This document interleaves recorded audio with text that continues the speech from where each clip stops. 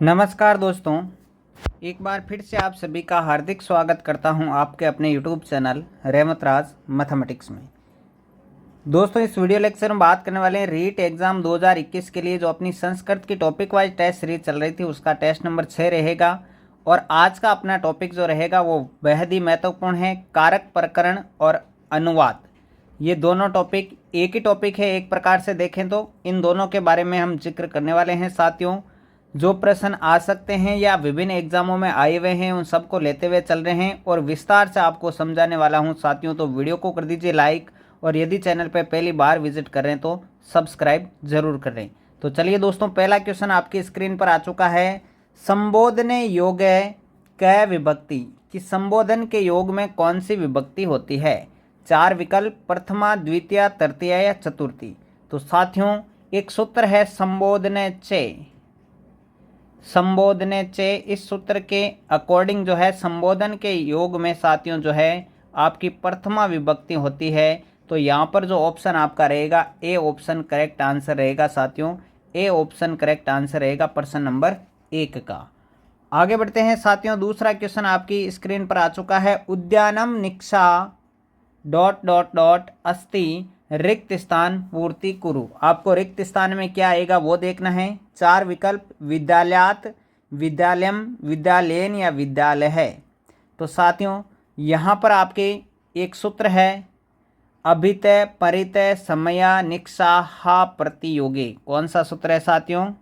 अभितय परितय समया निक्षा हा प्रतियोगे। यदि ये वर्ड आपको कहीं भी दिखाई देते हैं, अभितय परितय समया निक्षा हा प्रतियोगे, तब आपको वहाँ पर उससे रिलेटेड जो शब्द होता है उसमें द्वितीय विभक्ति करनी है। इसलिए यहाँ पर जो राइट आंसर रहेगा साथियों, उसमें राइट आंसर रहेगा बी ऑप्शन विद्यालयम। उद्यानम विक्षा निक्षा विद्यालयम अस्ति। ठीक है साथियों, बी ऑप्शन आपका करेक्ट आंसर रहेगा प्रश्न नंबर 2 का। आगे बढ़ते हैं प्रश्न नंबर 3 की ओर साथियों। तीसरा प्रश्न है, स सप्तभी दिनई काव्यम रचितवान क सूत्र कार्यम करोति। उसने वह 7 दिनों में काव्य की रचना कर लेता है। कौन सा सूत्र कार्य कर रहा है? काला ध्वनोर अत्यंत संयोगे, अपवर्गे तृतीया, सहयुक्ते प्रदाने या रुच्यर्थानाम प्रियमाण। चार विकल्प आपके सामने है साथियों। यहाँ पर देखिए जो सूत्र कार्य कर रहा है साथियों वह कर रहा है आपका अपवर्गे तृतीया। अपवर्गे का मतलब होता है साथियों फल की प्राप्ति। जहाँ पर फल की प्राप्ति हो, चाहे कालवाचक आया हुआ हो, जहाँ पर फल की प्राप्ति नहीं हो वहाँ तक पर तो द्वितीय विभक्ति होती है। लेकिन यहाँ पर लिखा हुआ है कि स सप्तभी दिनई काव्यम रचितवान। ठीक है, कि उसने 7 दिनों में काव्य रच लिया तो फल की प्राप्ति हो गई। जहाँ पर फल की प्राप्ति होती है वहाँ अपवर्गे तृतीया सूत्र लगता है और तृतीय विभक्ति का प्रयोग होता है। आप देख सकते हैं सप्तभी और दिनई दोनों में तृतीय विभक्ति लगी हुई है। बी ऑप्शन आपका करेक्ट आंसर रहेगा प्रश्न नंबर 3 का। आगे देखिए, हरिहि डॉट डॉट डॉट अधिशेते क्या आएगा? वैकुंठे, वैकुंठाय, वैकुंठात या वैकुंठम। तो बताइए राइट आंसर क्या रहेगा? तो साथियों इसमें राइट आंसर रहेगा वैकुंठम। हरि वैकुंठम अधिशेते एक सूत्र है उपान वद्यायवस। ठीक है, इस सूत्र के अनुसार यह है कि उप, अनु, अधि और आंग ये उपसर्ग यदि आ जाते हैं और वस धातु का योग हुआ हो तो वहाँ पर द्वितीय विभक्ति का प्रयोग करते हैं साथियों इस सूत्र से। तो आपका डी ऑप्शन करेक्ट आंसर रहेगा प्रश्न नंबर 4 का। आगे बढ़ते हैं प्रश्न नंबर 5 में। सह डॉट डॉट डॉट त्रायते क्या आएगा? चौरम, चौरेण, चौरात या चौराई। तो साथियों राइट आंसर क्या रहेगा प्रश्न नंबर 5 का, यह आपको कमेंट करना है। तो इसका सही आंसर रहेगा ऑप्शन नंबर सी चौरात। एक सूत्र है भित्राथानाम बेहेतु। ठीक है साथियों, एक तो भी का मतलब होता है भे डर के योग में और त्रा का मतलब होता है साथियों रक्षा करने में। ठीक है, जिससे भय लगता है या जो जिससे रक्षा की जाती है तो यहाँ पर साथियों उसमें जो है आपके पंचमी विभक्ति का प्रयोग किया जाता है। पंचमी विभक्ति का प्रयोग करते हैं। तो राइट आंसर रहेगा सह चौरात त्रायते, वह चोरों से रक्षा करता है। सी ऑप्शन करेक्ट आंसर बनेगा। आगे बढ़ते हैं साथियों अगले क्वेश्चन की ओर। प्रश्न नंबर 6 आपकी स्क्रीन पर आ चुका है। गंगा डॉट डॉट डॉट प्रभवती, हिमालय है, हिमालयम, हिमालयात या हिमालयन। तो साथियों राइट आंसर क्या रहेगा? प्रश्न नंबर 6 का राइट आंसर हिमालयात रहेगा। एक सूत्र है भू प्रभव है, ठीक है, नदी इत्यादि जहाँ से निकलती है तो जो उद्गम स्थल होता है, उद्गम स्थल में पंचमी विभक्ति का प्रयोग किया जाता है। साथियों राइट आंसर क्या रहेगा? ऑप्शन नंबर सी, हिमालयात, गंगा हिमालयात प्रभवती। आगे बढ़ते हैं प्रश्न नंबर 7 की ओर दोस्तों। रुच्यर्थानाम प्रियमाण है, रुच धातु योगे कै विभक्ति। जो रुच्यर्थानाम प्रियमाण सूत्र है उसके अकॉर्डिंग रुच धातु में कौन सी विभक्ति का प्रयोग किया जाता है? तृतीया, पंचमी, सप्तमी या चतुर्थी। तो बिल्कुल इजी सवाल समझता हूं मैं इसे आपके लिए। राइट आंसर रहेगा चतुर्थी विभक्ति का प्रयोग किया जाता है। डी ऑप्शन आपका बिल्कुल सही आंसर हो जाएगा। आगे देखिए साथियों, कृष्ण के दोनों ओर गवाले हैं, कृष्ण के दोनों ओर गवाले हैं, इसका संस्कार अनुवाद आपको करना है। 4 विकल्प आपके सामने हैं, आप इनको ध्यानपूर्वक पढ़ो। कृष्ण के दोनों ओर गवाले हैं, तो क्या आएगा राइट आंसर साथियों प्रश्न नंबर 8 का? बिल्कुल 8वें का राइट आंसर रहेगा कृष्णम उब्यते गोपा संति। उब्यते आया हुआ है तो साथियों यहाँ पर आपका द्वितीय विभक्ति का प्रयोग किया जाता है किया जाएगा। तो कृष्णम उब्यते गोपा संति ऑप्शन नंबर बी आपका करेक्ट आंसर बनेगा। आगे बढ़ते हैं साथियों प्रश्न नंबर 9 की ओर। बालक को लड्डू अच्छा लगता है, संस्कृत अनुवाद आपको करना है। बालक को लड्डू अच्छा लगता है, तो एक सूत्र है रुच्यर्थानाम प्रियमाण, अभी आपको मैंने बताया, और रुच्यर्थानाम प्रियमाण के अकॉर्डिंग जो है चतुर्थी विभक्ति का प्रयोग किया जाएगा। तो राम के शब्द रूप जैसे चलते हैं तो उसी प्रकार बालक के चलेंगे। बालक को लड्डू अच्छा लगता है तो क्या आएगा? बालकाय मोदकम रोचते। ऑप्शन नंबर आपका सी जो है साथियों वो करेक्ट आंसर बनेगा प्रश्न नंबर 9 का। आगे बढ़ते हैं 10वें प्रश्न में। निम्नांकितेषु वाक्येषु सहयुक्ते प्रदाने इति सूत्रस्य प्रयोग है कस्मिन् वाक्ये भवति। इन वाक्यों में जो निम्न वाक्य आपको दिए गए हैं इसमें सहयुक्ते प्रदाने सूत्र का प्रयोग किस में किया गया है? 4 विकल्प आपके सामने। पहला है पुत्रस्य सार्धम आगतः पिता, दूसरा है पिता पुत्रे सार्धम आगतः, तीसरा है पिता पुत्रेण सार्धम आगतः है, चौथा है पुत्रम सार्धम आगतः पिता। तो साथियों यहाँ पर जो सूत्र है सहयुक्ते प्रदाने, इसके अकॉर्डिंग जो 7 अर्थ प्रकट करने वाले वाक्य होते हैं, सह, साकम, सार्धम और समम, इन वाक्यों के इन शब्दों के योग में जो है साथियों तृतीय विभक्ति का प्रयोग किया जाता है। और जो अप्रधान कर्ता होता है उसमें तृतीय विभक्ति होती है। तो पिता पुत्र के साथ, तो यहाँ पर किसके साथ? पुत्र के साथ। तो पुत्र में तृतीय विभक्ति लगेगी तो पुत्रेण बनेगा और इसका राइट आंसर रहेगा पिता पुत्रेण सार्धम आगत। ऑप्शन नंबर जो सी है वो बिल्कुल आपका करेक्ट आंसर बनेगा। आगे बढ़ते हैं साथियों प्रश्न नंबर 11 की ओर। सर्वस्मिन् आत्मा अस्ति, एतेषु वाक्येषु सर्वस्मिन् कै कारकः अस्ति? अधिकरण, करण, कर्म या अपादान। तो बिल्कुल इजी प्रश्न है। सर्वस्मिन् आत्मा अस्ति, तिलेषु तेलम अस्ति, आपको पता चल गया होगा, ठीक है ना। राइट आंसर क्या रहेगा साथियों? अधिकरण कारक रहेगा। ऑप्शन नंबर ए आपका बिल्कुल सही आंसर बनेगा इसमें प्रश्न नंबर 11 का। आगे बढ़ते हैं प्रश्न नंबर 12 की ओर। सह 10 वर्षाणि अध्ययनम करोति, वाक्य में कौन सा सूत्र है? पहला विकल्प है काला ध्वनोर अत्यंत संयोगे, दूसरा है अपवर्गे तृतीया, तीसरा है कर्तकरणीयोस तृतीया, चौथा है अधिसिंह स्तायसाम कर्म। तो साथियों सह 10 वर्षाणि अध्ययनम करोति, वह 10 वर्षों तक अध्ययन करता है।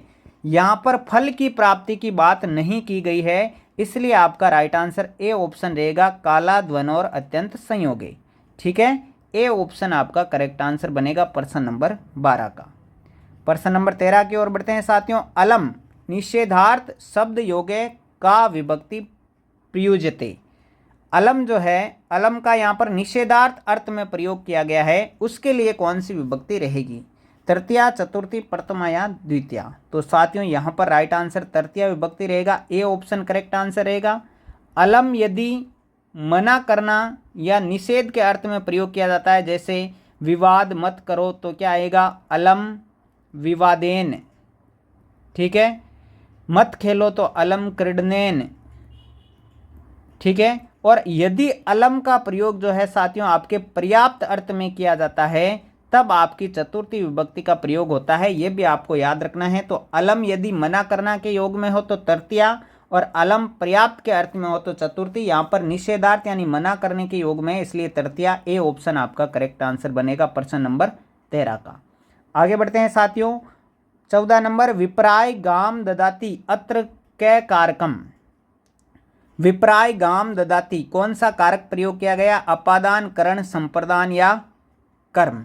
तो साथियों दान देने के योग में, दान देने के योग में आप सभी को पता है कि संप्रदान कारक होता है चतुर्थी विभक्ति, विप्राय, रामाय की तरह। बिल्कुल सी ऑप्शन आपका करेक्ट आंसर बनेगा प्रश्न नंबर 14 का। आगे बढ़ते हैं साथियों, प्रश्न नंबर 15 में अब जो आए हुए क्वेश्चन है वो ले रहा हूं मैं। छात्र अध्यापक से पढ़ते हैं, इतस्य संस्कृतन अनुवादम कुरुत। रीट 2017 लेवल फर्स्ट, भाषा फर्स्ट का सवाल है। 4 विकल्प आपके सामने। पहला है छात्रः अध्यापकम पठति, दूसरा है छात्रः अध्यापकेन पठन्ति, तीसरा है छात्रः अध्यापकात् पठन्ति, चौथा है छात्रः अध्यापकस्य पठन्ति। तो छात्र अध्यापक से पढ़ते हैं, इसका संस्कृत अनुवाद क्या बनेगा? राइट आंसर रहेगा साथियों सी ऑप्शन, छात्राः अध्यापकात् पठन्ति। 5वीं विभक्ति का प्रयोग होगा। ध्यान रखें अध्यापक जो है वो कभी भी साधन का कार्य नहीं करता है, इसलिए तृतीया विभक्ति जो है आपकी नहीं लगेगी। 5वीं विभक्ति का प्रयोग होगा, छात्राः अध्यापकात् पठन्ति। ये बात ध्यान रखें, सी ऑप्शन बिल्कुल सही आंसर बनेगा। प्रश्न नंबर 16 की ओर आते हैं। वाक्यमिदं संशोध्यत, वाक्य में संशोधन करना है। वाक्य है नृपः खलाय शतम दंडयति। जो राजा है वो दुर्जन पर 100 रुपये का दंड लगाता है। रीट 2017 लेवल फर्स्ट, भाषा फर्स्ट में भी ये सवाल आया हुआ है साथियों। क्या राइट आंसर रहेगा? 4 विकल्प आपके सामने अवेलेबल है। पहला है नृपः खलात शतम दंडयति, अगला है नृपः खलई शतेन दंडयति, अगला है नृपः खलम शतम दंडयति, या नृपेण खलम शतम दंडयति। तो साथियों प्रश्न नंबर 16 का राइट आंसर क्या रहेगा? ऑप्शन नंबर सी, नृपः खलम शतम दंडयति। एक सूत्र है एक कथितम चे, आपने पढ़ा होगा जरूर, बहुत इंपॉर्टेंट है। द्वितीय विभक्ति में प्रयोग होता है। जो 16 धातुएं हैं वो द्विकर्मक धातु होती है। याच, दंड, रुद्र, पृच्छ, ये सारी जो आती है साथियों वो 16 धातुएं हैं। एक कथितम सूत्र के अकॉर्डिंग उसमें 2 कर्म होते हैं और दोनों में ही आपकी द्वितीय विभक्ति लगेगी। तो यहाँ पर खलम में भी द्वितीय विभक्ति है और शतम में भी द्वितीय विभक्ति है। तो इसका राइट आंसर क्या बनेगा? नृपः खलम शतम दंडयति। सी ऑप्शन बिल्कुल करेक्ट आंसर रहेगा प्रश्न नंबर 16 का। वीडियो अच्छा लग रहा है तो लाइक ज़रूर कर दें, चैनल को सब्सक्राइब करके रखें। अगला क्वेश्चन है, मुझे रसगुल्ले अच्छे लगते हैं। संस्कृत अनुवाद करना है। रीट 2017 लेवल फर्स्ट, भाषा सेकंड का सवाल है। ध्यान रखें, मुझे रसगुल्ले अच्छे लगते हैं, क्या बनेगा इसमें? आपको पता है रुच्यर्थानाम प्रियमाण, बताने की आवश्यकता नहीं है, बिल्कुल सभी का राइट आंसर होना चाहिए। इसका जो राइट आंसर बनेगा वो बनेगा मयम रसगोलकानी रोचनते। बिल्कुल मयम।